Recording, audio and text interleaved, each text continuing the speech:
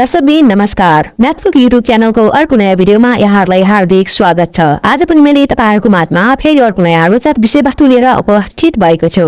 तपाईले a + b को whole square को सूत्र जीवनमा कति पटक पढ्नुभयो? लाग्छ सायद यही सूत्र रट्दा न हजार पटकसम्म पनि दिमागमा नबसेपछि त्यही दिनबाट हामीलाई गणित गाह्रो लाग्न थालेको।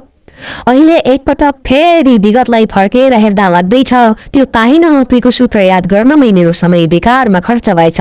आखिर वास्तविक जीवनमा त्यो सूत्रले हामीलाई कहीँ पनि सहयोग गरेन, बरु त्यही सूत्रका कारण म गणितमा फेल भए, समय बर्बादमा खर्च मात्र भयो। बाबा आमाले त्यही सूत्र याद गरोस् भनेर म माथि गरेको लगानी बालुवामा पानी खन्याएझै भयो। यस्तै सोचेर तपाई हामी आफ्नो पुरोपुरोमा धारे हात लगाउँदै यही सूत्र र आफ्नो जिन्दगीलाई धिकार गरिरहेका छौं। तर अहिले हामीले सोच्यौं कि यो ताई नहुँको सूत्र कसले बनायो, किन बनायो, यसले हामीलाई जीवनमा कहाँ र कसरी सहयोग गर्छ? कहिल्यै सोचेनौं। केवल गणितको परीक्षामा पास हुन र गणितका अव्यावहारिक हर हिसाब सैद्धान्तिक रूपमा हामीले यही सूत्रबाट समाधान गर्दै आयौं। तर यता व्यावहारिक जीवनमा समस्याका चाङ लगायौं। a + b को होल स्क्वायर को सूत्र याद गर। जसले यो सूत्र याद गर्छ परीक्षामा उसले a + ल्याउँछ भनेर सिकाउने शिक्षकले न यसको व्यावहारिक रहस्य बताइदिनु भयो, न तपाई हामीले नै खोज्यौं, न कसैलाई नै सोध्यौं। तसर्थ आदरणीय दर्शकबिन, यस सूत्रको बारेमा आज हामी केही साधारण तर गोप्य रहस्य सिक्नेछौं कि यो a + b को होल स्क्वायर को सूत्र कसले र किन विकास गरे, यसको व्यावहारिक प्रयोग कहाँ र कसरी हुँदो रहेछ। आउनुहोस् सुरु गरौं। यो a + b को होल स्क्वायर को सूत्र एक जनाले एक दिनमा एकै पटक बनाएको किताबी सूत्र होइन, यो त हजारौं वर्षको सोच, चिन्तन र खोजको नतिजा हो। करिब 2300 वर्ष अघि ग्रीकका गणितज्ञ युक्लिडले क्षेत्रफलको माध्यमबाट यसको आइडिया देखाएका रहेछन्। पछि भारत र चीन लगायतका गणितज्ञहरूले यसलाई मूर्त रूप दिएर सहयोग गरेका रहेछन्। यो सूत्र विस्तार गर्नमा पास्कलदेखि सर आइज्याक न्युटनसम्मको योगदान रहेछ। तसर्थ दर्शकबिन, यो केवल सूत्र मात्र होइन रहेछ, यो त मानव सभ्यताको ऐतिहासिक कथा पनि रहेछ। दर्शकबिन, यो सूत्र विकास हुनुभन्दा पहिला त चित्र रहेछ। कारण यो रहेछ कि पहिलाका मानिसहरू संख्या लेख्न जान्दैनथे तर जमिन नाप्न भने जान्दा रहेछन्। त्यस वखतदेखि चलिआएको यो सूत्र आजसम्म पनि टिकिरहेको छ, किनकि तपाई हामीलाई यो बेकारको लागे तापनि बुझ्ने मानिसहरूका लागि यो जीवनको दर्शन रहेछ। यो देख्न मिल्ने रहेछ, यो महसुस गर्न मिल्ने रहेछ, अन्तत यो जीवनसँग मिल्ने रहेछ। र त युक्लिडदेखि न्युटनसम्मका नाम चलेका गणितज्ञ र वैज्ञानिकहरूले पनि सबैले यही आधार प्रयोग गरी प्रसिद्धि कमाएका रहेछन्।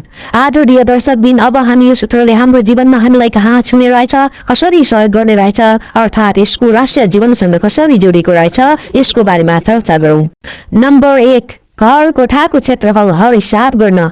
मानौ तपाईले कुनै एउटा नयाँ घर बनाउँदै हुनुहुन्छ। अब तपाईले यसरी सोच्नुहुन्छ कि म ठूलो वर्गाकार घर बनाउँछु, जसको दुईपट्टि एउटै साइजका दुईवटा कुलिया जस्तै खाली ठाउँ राख्छु, जसको बीच भागमा दुवैतिरबाट प्रयोग गर्न मिल्ने गरी एउटा वर्गाकार साझा टोयलेट बनाउँछु। अब यस्तै घर निर्माण गर्न तपाईले आफ्नो जग्गाको साइज अनुसार a + b को होल स्क्वायर को सूत्रमा हिसाब गरी घरको क्षेत्रफल पत्ता लगाउन सक्नुहुन्छ। अर्थात् तपाईले क्षेत्रफल पत्ता प्रयोग गरेको कुनै पनि आइडिया अन्ततः यही सूत्रसँग जोडितो रहेछ। यसरी घर र टोयलेटलाई जोडेर पूर्ण रूपमा वर्गाकार रूप दिन कुलिया निकाल्नुभयो, जसलाई हामी a + b को होल स्क्वायर को सूत्रमा 2ab भन्ने रहेछौं। नम्बर 2, पैसा र लगानी। तपाईले कुनै दुई ठाउँमा पैसा लगानी गर्नुभयो, एउटा ठाउँ A र अर्को ठाउँ B। अब दुवै ठाउँबाट तपाईलाई भएको कुल फाइदा ठाउँ A बाट a स्क्वायर र ठाउँ B बाट b स्क्वायर। तर दुवै ठाउँबाट आएको अतिरिक्त कुल फाइदा अर्थात् ब्याज 2ab। यसबाट बुझिन्छ हजुर दुईवटा राम्रो निर्णय मिल्दा सोचेको भन्दा पनि बढी फाइदा लिन सकिने रहेछ। नम्बर 3, पढाइ र अभ्यास।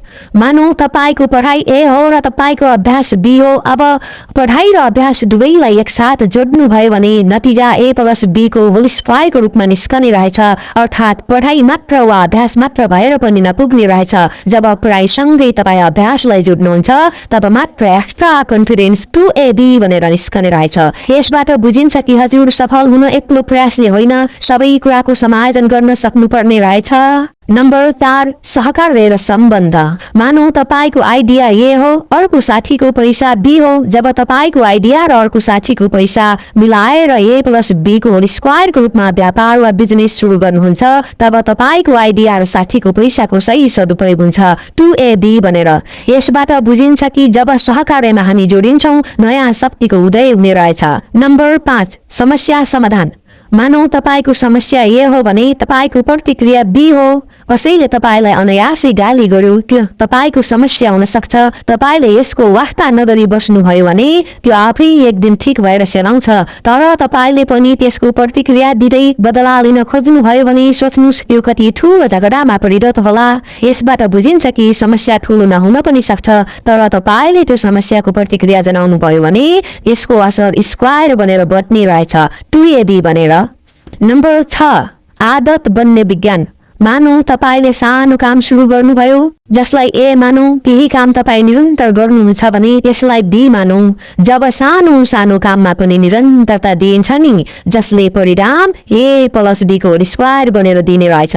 धेरैले सोच्छन् सानो कामले के हुन्छ, तर सानो काममा जब निरन्तरता दिइन्छ त्यसले सफलता प्राप्तिमा सहयोग गर्ने रहेछ।